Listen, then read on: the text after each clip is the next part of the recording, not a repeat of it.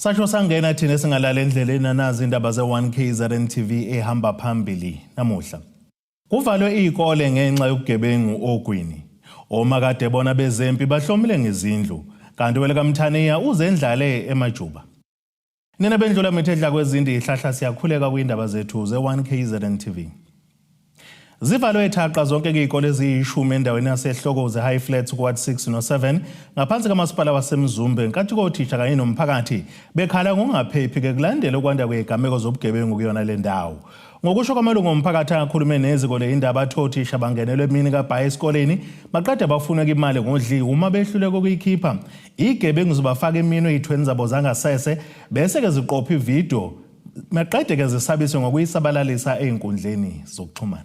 Singenelo osukwini lesithathu isiteleka somphakathi waseNyavini eHlokoze High Flats kuward 6 noward 7 ngaphansi kwamasipala uMzumbe bekhala ngokwanda kobugebengu kule ndawo. Lesiteleka siphoqa ukuthi kuvalwe izikole eziyishumi kwamanze ukufunda nokufundisa kule ndawo. Ilunga lomphakathi liyachaza. Izikole ezu10 ezakhele lama ward 6 no ward 7 sekubonakala othisha bakhona behlukunyezwa.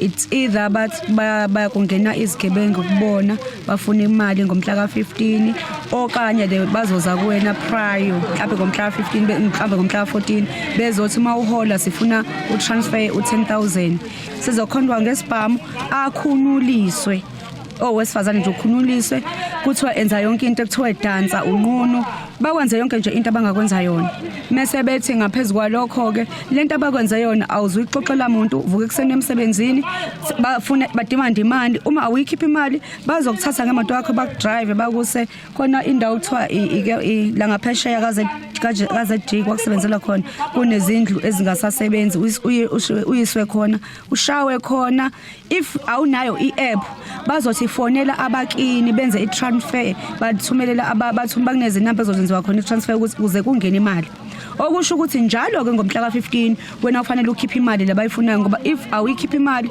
bazokwenza ukuthi utrend. Uchaza indlela ababahlukumeza ngayo uthisha. Izikole esisakhele othisha sebethathela ama laptop overhead projector bathathela ngisho ukudla okudliwa izingane zonke ke izikole phela kwenzeka ngezikhathi ezingafani. Last week nje umama osebenza ekitchen bangenile khona kwakhe bafuna amafoni abo ngaphakathi nezingane umama lo osebenza ekitchen base beyamdubuka. Uthi abakufisayo ukuthi babe nesiteshi samaphoyisa esingumahamba nendlwana.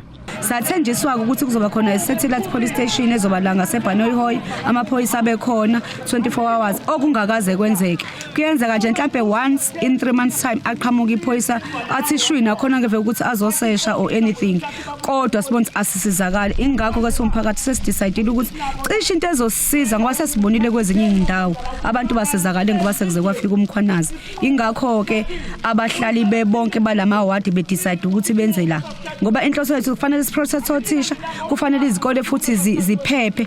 Uthi isiteshi samaphoyisa sikude kakhulu kwathina siphephile izingane zethu aziphephile othisha baphephile ipolice station yethu njoba singilana nje it's more or less of an hour kusuka la ngepolice station esemtsinsini ikude kakhulu. Uthisha uthi sebehlukumezeke kakhulu sebesebenza ngokwesaba.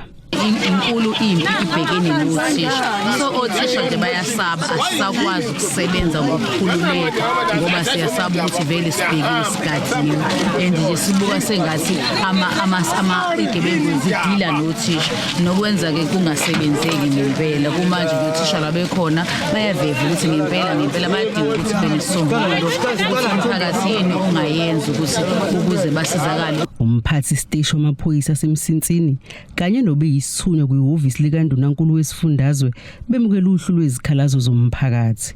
Lo mbiko benwethulelo zamando sicele wezindaba ze1KZN TV ngiseHlokoze.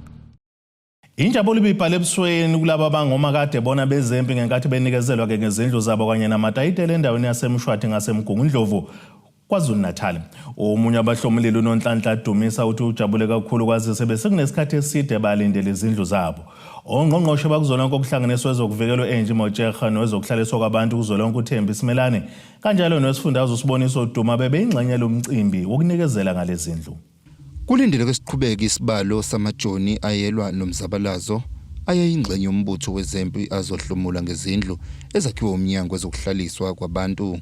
Abanye ababengamasosha bazwakalisa injabulo kwazise bese sisidi isikhathi belinde lolusuku lokunikezelwa ngezindlu.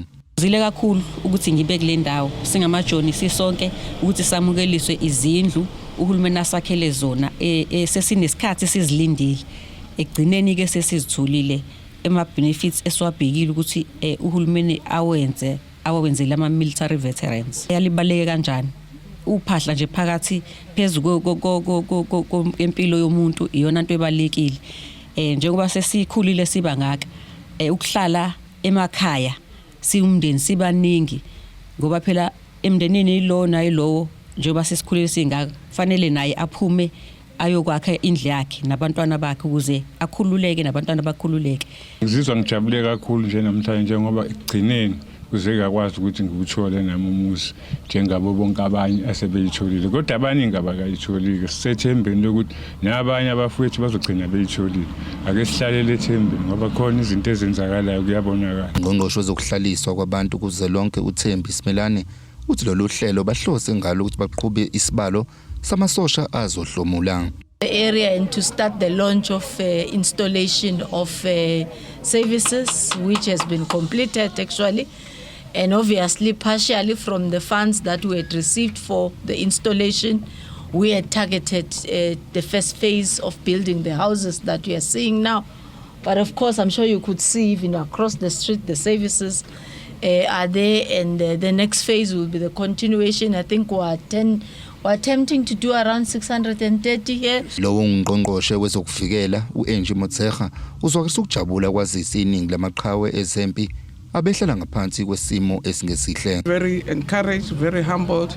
You can even see the improvements in the houses, and indeed 30 years down the line it's been very painful to see our military veterans struggling the way they've been. So for me it's a very pleasant, heartening experience, and also appreciate even the quality of the houses. Ngqongqoshe zokuhlaliswa kwabantu esifundazweni KwaZulu-Natal uSiboniso Duma uthi banezinhlelo zokuthi kwakhiwe izindlu ezingaphezulu kwe2,000 kule ndawo yaseMshwathi nezohlomlisa umphakathi owakhelele ndawo. Sino 2,900 izindlu noma ama-unit esowenza la kulo local municipality already ke njengamanje kunezindlu eseziphelile zu100. Minister oqondene kakhulu namasosha ziphelile ukuthi amasosha angabe saba nenkinga manje sobe siwasusa emaflatini ase-Alu Ridge ukuze azokwazi ukuthi ahlomule esimeni kangaka. Sifuna ukubonga kakhulu kodwa ke uMinister Simelane ngokwenza sure ukuthi sina 16 pocket ofana lo KwaZulu-Natal uzobona ukuthi nje besevisiwe ama-site kukhona nemigwaqo konke lokho kwenziwa ngegrant evela national. Lolu hlelo luphothulwe ngokuthi umphakathi uhlanganyele ndawonye etendeni nokuyilapho bephinde bakhipha amatayitela kwabahlomula ohlelweni lokwakhelwa izindlu zikahulumeni. Ezindabeni ze1KZN TV bikuthaba namaphumulo eMshwathi. Uhulumeni wesifundazwe KwaZulu-Natal obusabaleleke izinkalo zonke zesifunda sasemajuba endlela kaMthani yanamuhla ukuyohlola imisebenzi yomphakathi waphinde walalela inkinga zawo. Undunankulu wesifundazwe uThamsanqa Ntuli kanjalo nekhabhinethi lakhe lonke leyo ngqongqoshe bebehambelele isifunda behlole ingqalazizinda eyahlukene. Undunankulu KwaZulu-Natal uThami Ntuli usehlabe ikhwelo lokuthi abantu bokufika kuleli abangenazo izimvume babahambe kepha bangwaliswa. Ubekhuluma kumhlangano wekhabhinethi longqongqoshe nomphakathi waseMadlangeni ase-Utrecht. Siphinde lomnyango ke wezokuphepha sathi hayi sekwanele manje labantu abagcaluza lapha abagcwele bokufika abangena amaphepha abahambe manje babuyela ezweni labo. Kodwa ke sakhuluma kahle sathi ukulungisa leyo nkinga kufanele singephuli nodwa umthetho. Kufanele silandele umthetho. Namanje ngisamile kulokho ukuthi wonke umuntu okufika ola KwaZulu-Natal ongenawo amaphepha okuba lapha KwaZulu-Natal akabuyele ezweni lakhe. Nalaba abanayo ipaza shop belapha ngongekho emthethweni ngithi abahamba babuyele ezweni labo. Ipaza shop ibuyele kubantu balapha KwaZulu-Natal. uNtuli uphinde wancoma imphumela yamatekuletsheni.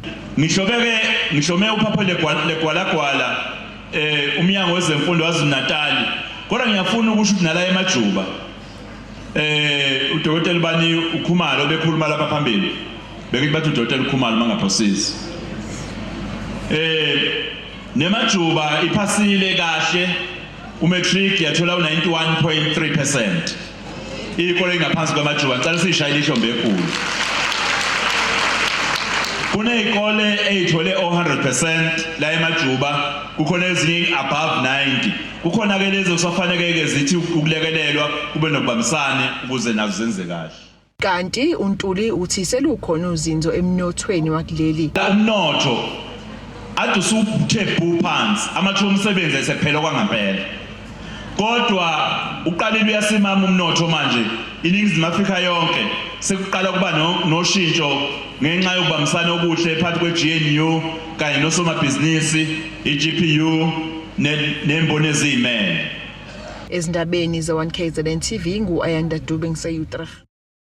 Uvele kokuqala ke enkantolo yesifunda saseScottsburg uSihle Ntshiza ebhekene necala lokudlungula kabulale ingane yakhe eneminyaka eyisithupha ubudala endaweni yasemahlongo esigodini saseplazini eMkhomazi kuward 99 ngaphansi komasipala waseThekwini. Ilungu lomphakathi lithi moya ibiphezulu kakhulu ngaphakathi enkantolo kanti nabo basathuthumela ngesenzo sikamsolo.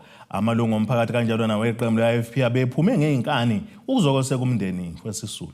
Abebhekisha ngaphandle kwenkantolo yesifundi Scottsburg amalungu eqembu leAFP akuward 99 ngaphansi kwamasipala iTheku kanye namalungu omphakathi ngesikhathi kuzovela lokuqala uSihle Ntshiza lona obonakala isithombeni ebhekene necala lokudlungula bulala umntwana wakhe oneminyaka eyisithupha ubudala wasemahlongo eplazini eMkhomazi.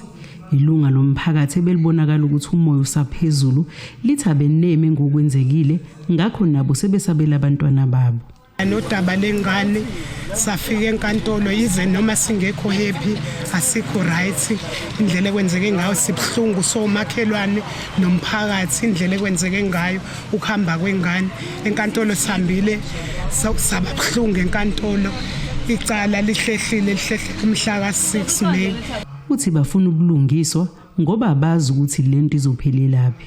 Sibhlungu nje somphakathi ngoba lento into ezokwenza khona wonke umuntu nombani ozela abantu besifazane ingane sinenkinga yengane siphatheke kabi ukuhlungumezeka kwengane ngoba lento asiyazi ukuthi izogcinaphi izophelelaphi sidinga ukuthi sifike ubulungiswa into esifisayo emphakathini. Uthi bewumakhelwane bezwa ngesililo kuboka umntwana ukuthi umntwana akasekho emhlabeni ngakho bafuna izimpendulo. Sezwa khala kubo kwengane sikhalwa ngaphesheya singingaphesheya masifika sachazela ukuthi ingane isishonile kade singazi lutho ukuthi ingane ibigula kwenzakaleni kwathiwa ingane indlela ekwafika ngayo satshela ukuthi ingane ihlungumezekile ireshiwe besazi lokho oboshiwe uSihle Ntshiza. Uhlobene kanjani nengane? Ubaba ingane ezala ingane. Usihlalo weqembu leAFP kuward 99 ngaphansi kwamasipala iTheku uthi izigameko ezifana nalezi ziyanda ngakho bafuna izimpendulo. Today it was very emotional for us to be in court. As members of the ward 99, we are together and we're going to stand together on this because it's going on and on where children are killed, our children are murdered. Gender-based violence, the word is just, it's not enough because nothing is being done enough. We need answers. We need answers. What can we go forward? We don't want just talking about it and forgetting about it. These perpetrators must be punished and give them a very harsh punishment. Uthabenzi bokubi bafanele ukuthola isigwebo sentambo. I think we need to look at the death penalty because this is going on and on. We cannot lose our children. They are our children. They are our future. The emotions were very high inside there. Icala lihlehlela umhlazi isithupha kwezokuthwasa lapho umsolo uzofaka khona isicelo sebheyili. Lo mbiko benuwethulelo zamando sicele wezindaba ze1KZN TV ngisenkantolo eScottsburg. Asithi shelele idolweni nabesilo siyabuya futhi nezinye izindaba.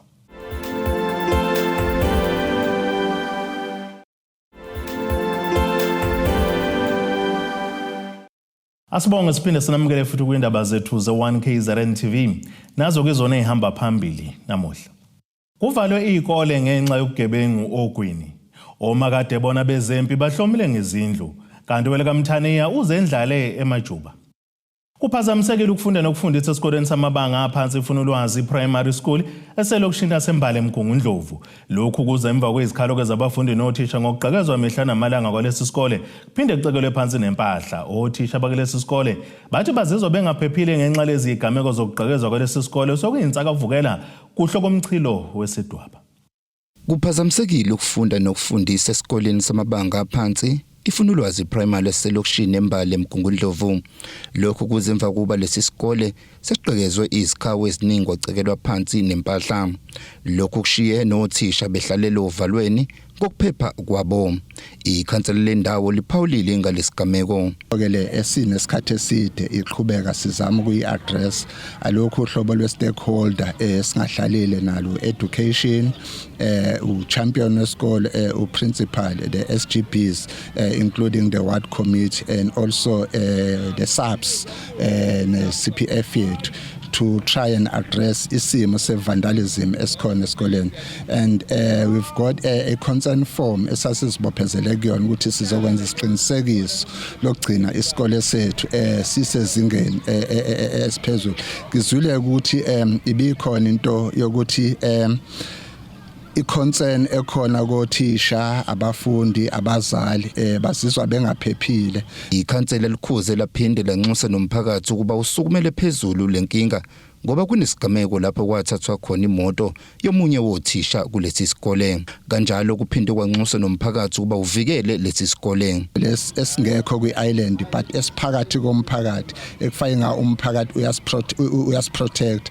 Ngolesihlanu sivuka nje isikole sivandalizwe lendlela ongayazi.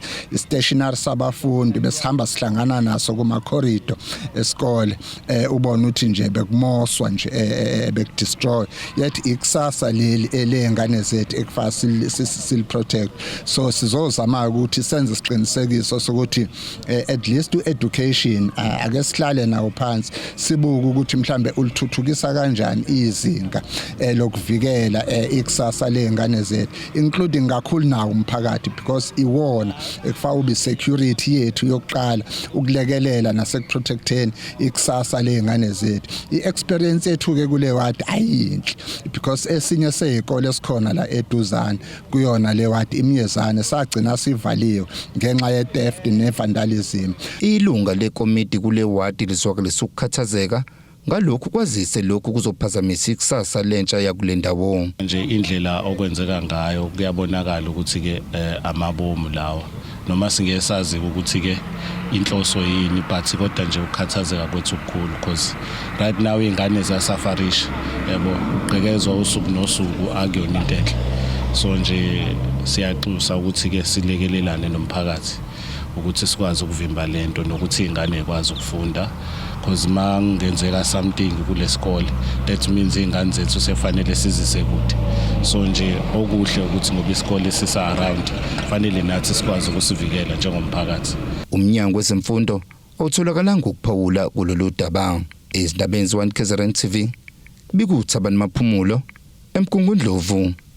Bathi bafunda ngaphansi kwencindezi abafundi bekolisi yaseMajuba TVET eNewcastle endlaneni kaMthaniya kulandela ungatholi ngendlela efanele ke uxhaso kaNSFAS, ungabikho kwencwadi zokufunda kanjalo nokunganakekelwa kwezidingo zabo njengabafundi. Lokhu bakusho namuhla ngesikhathi ke kuqhubeka isiteleka phambi kwamasanga ekolisi Majuba New Tech. Bakhathazekile abafundi bekolisi Majuba TVET njengoba bebetoyiza ngaphandle kwamasanga leli kolisi eNewcastle kulandela ungaholi ngendlela efanele. Usiyachiyo ngumongameli wesigungu esibhekelela abafundi uthi lokhu sekholele ekutheni abanye abafundi beye ukufunda. Sinenkinga ke la izabafundi ababhekene nayo. Abafundi baku gap investigation okuyizinkinga okuyisimanga kakhulu ukuthi baqale bahola the first month mase kuqhubeka basaholi. And leyo ishaya abafundi and sesinabo abafundi abadirejistile ngenxa leso sifo esikanjalo ukuthi abakhona ukuthi bazodlana emqashweni bese kuba khona abafundi abaku rejected nje at all. Njengoba wena sifase bawushintsha isystem indlela yokusebenza igcina ikhawa ilimaza abafundi abaningi abangakhonanga ukuthi abanye babe nama outstanding document abangakhonanga ukwafaka kwama appeals. Wa requesting sizama ukulwisana nayo yonke lento igcine kulunge yonke lento ekanjalo ukuthi baqhubeka ngokuthi abanye abafundi bafunda ngaphandle kwezincwadi ezifanele. United asibanga nazo incwadi N4 iblock yaqala saze saqeda ukubhala wafanele sibhale ama exam singayitholile incwadi othisha emaklasini.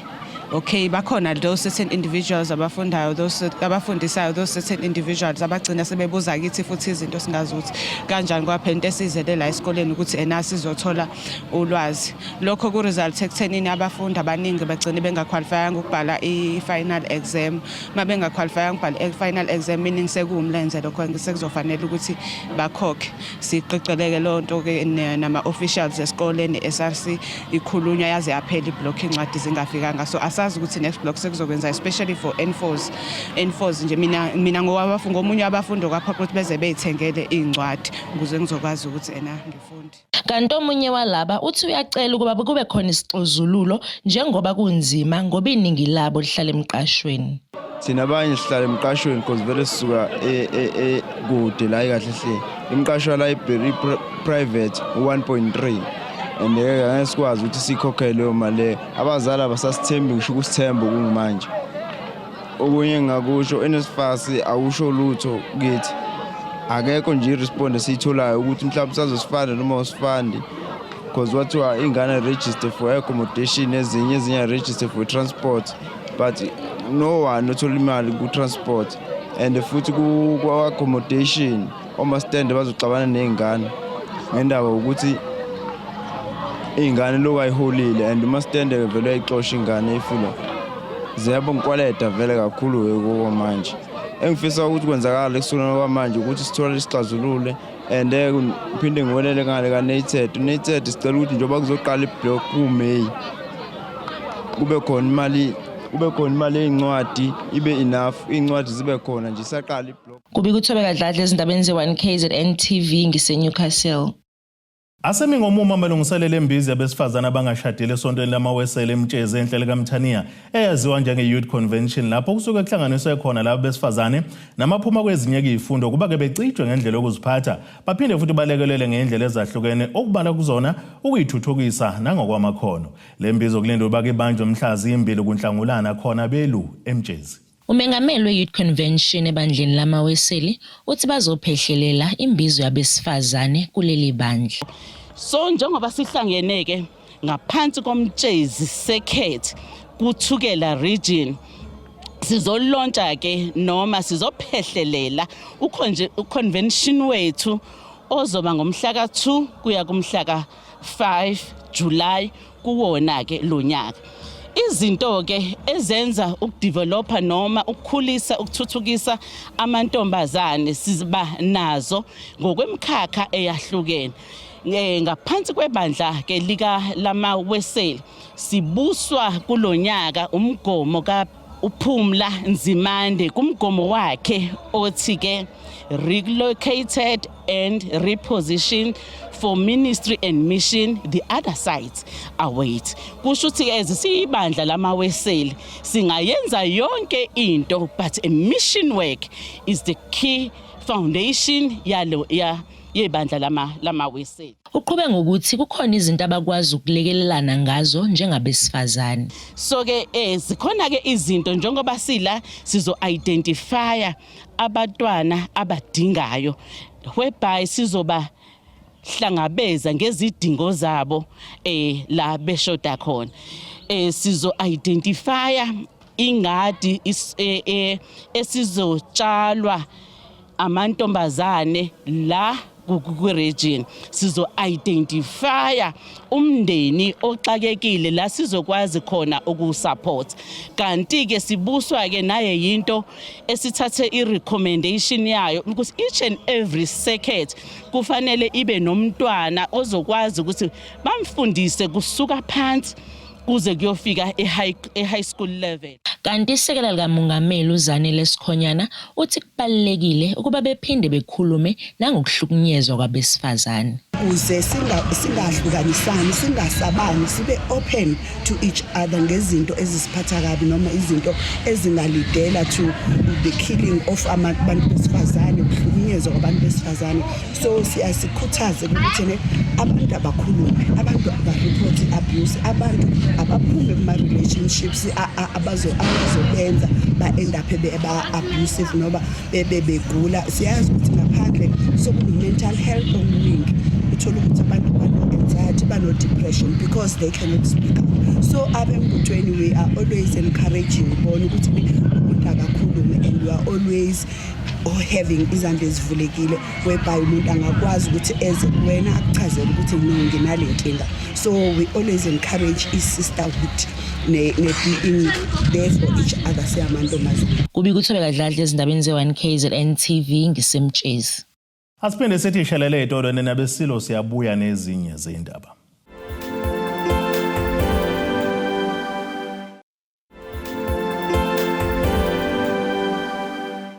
Asibonge siphinde sinamukele futhi kwindaba zethu ze-1KZN TV nazo ke izona ehamba phambili namuhla. Kuvalwe izikole ngenxa yokugebengu ogwini. Omakade bona bezempi bahlomile ngezindlu kanti weleka Mthaniya uzendlale eMajuba. Ake sibheke engosini yezomnotho. Iranda kuleli ngu-16.42 kuyidola laseMelika bengu R22.22 kupondo waseBrithani libe ngu-19.31 ku-euro yase-Europe. Intengo yegolide ime ku$4,760.23 ounce bese uthi intengo yalo ngahluziwe yona ibe ngu-$98.48 umphongolo. Ake sibheke engosini yezemidlalo.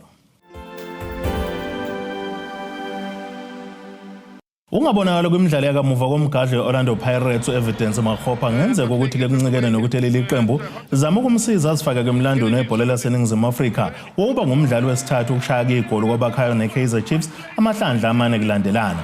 iChiefs nePirates bazotholana phezulu emidlalweni abakhayo umqoka ngendlela ezahlukene kubona bobabili ngaphansi kweBetway Premiership ngesonto ngehora lesithathu ntambama enkundleni yaseFNB Stadium eNazareth eGoli. uMakgopa ongaconsi phansi kubalandeli bezimnyama kajwayele ukuqala imidlalo kulesizini kwazisa umqeqeshi Abdusalam Oadu akakufihli ukuthi ukholelwa kakhulu kuyanela keMbuthuma emidlalweni odlule kwiPirates lapho yehlule khona kaMaZulu ngamagoli amathathu eqandeni ukhishiwe uMbethuma oyevuleke inkundla ngegoli kwangena uBoytumelo Radiopane obese nesikhathi engadlali ngenxa belu yokulimala. Ake sibheke naso isimo sezulu esingalindeleka.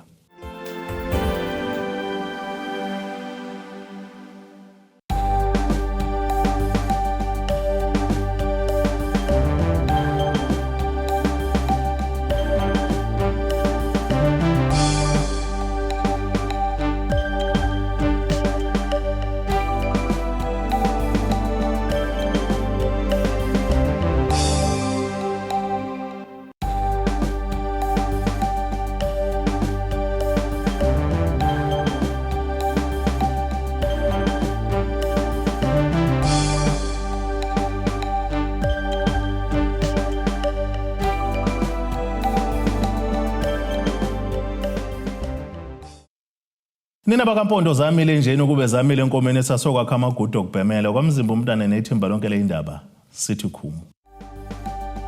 Abethuli bethu bezindaba baxhaswe iThuli's Bayview Bridal. Ungabashayela kulezi zinombolo ezivelile.